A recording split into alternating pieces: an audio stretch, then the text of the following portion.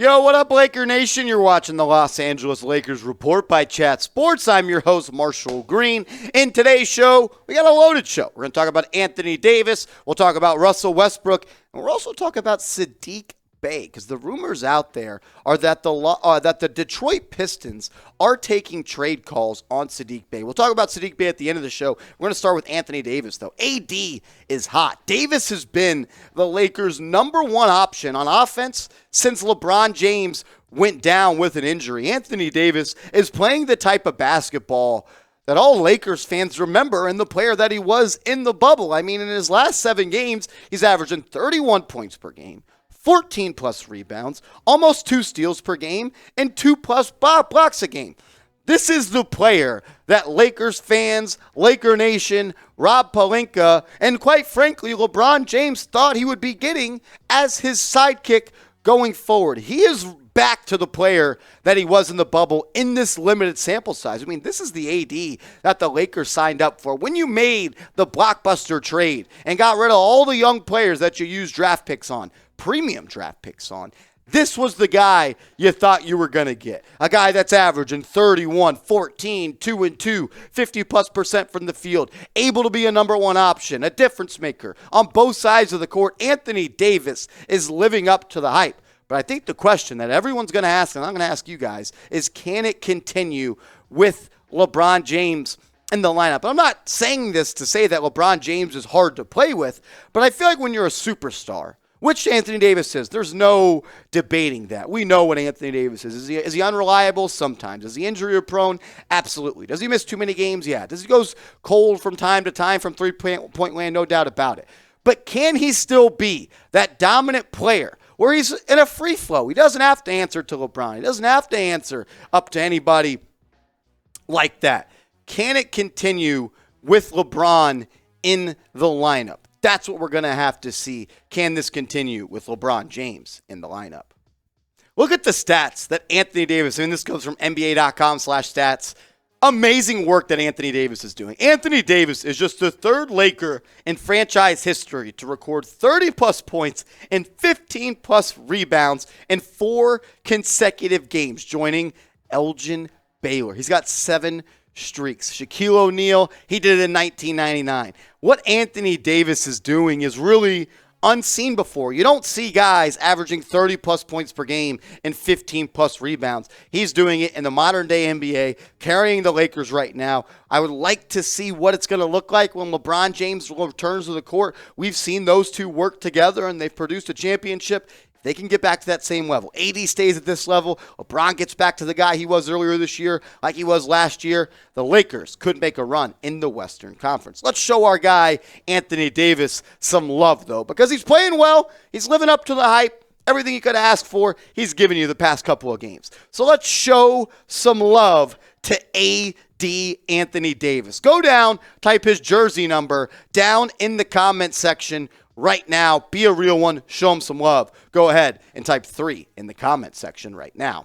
Today's Los Angeles Lakers report is sponsored by Established Titles. Established Titles is a fun and novel way to preserve the natural woodlands of Scotland while helping global reforestation efforts. It is a project based on a historic Scottish custom where landowners are referred to as lairds or lords and ladies in English. Title packs give you at least 1 square foot of dedicated land with a unique plot number on a private estate in Edelston, Scotland, and an official certificate with a crest. We plant a tree with every order and work with global charities, 1 tree planted, and trees for the future to support global reforestation efforts. You can officially include the title Lord or Lady on your credit card, plane ticket, dating profile. It makes a great last-minute gift. And the first 200 people purchasing a title pack using my link will effectively be next to my plot within a few minutes of walking distance. Depending on how many of you want to become a lord or a lady, we can build our own little Lakers report kingdom. It makes an amazing last-minute gift, and Established Titles is actually running a massive holiday sale right now with discounts up to 80% off. Plus, if you use the code CHAT, you get an additional 10% off. Shout out to Established Titles. Get your gifts today. The holiday season is here. Look, if you're like me, which you probably are, you're a procrastinator, haven't done much holiday shopping, that's why I'm getting hooked up with Established Titles. They make it easy. It's fun. It's sweet. EstablishedTitles.com/chat. That link is in the comments and description of today's show.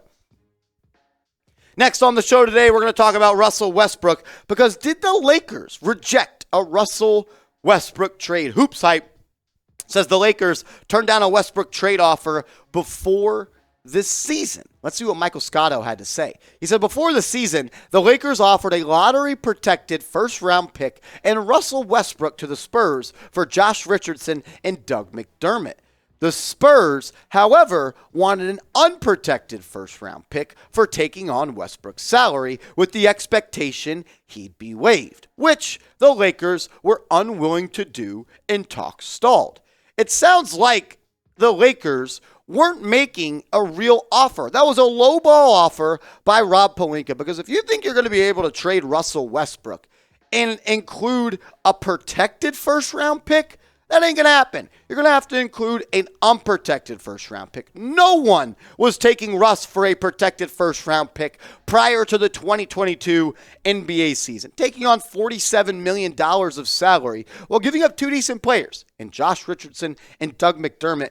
Doesn't really make all that much sense for the Spurs. If they were going to accept that trade, if I was the GM of the Spurs, I would want at least one unprotected first-round pick. But maybe Russell Westbrook's trade value has gone up after he started to come off the bench. The 12 games he has come off the bench, his stats are 17.2 points per game, 4.8 rebounds, 8 assists, and 43% from the field. Russell Westbrook is finding a way to reinvent himself in a role that he's probably not happy about, but he's finding a way to be effective. I mean, the guy is going to win the sixth man of the year. Yeah, you're off the bench, and you average 17 points, 8 assists, 5 rebounds.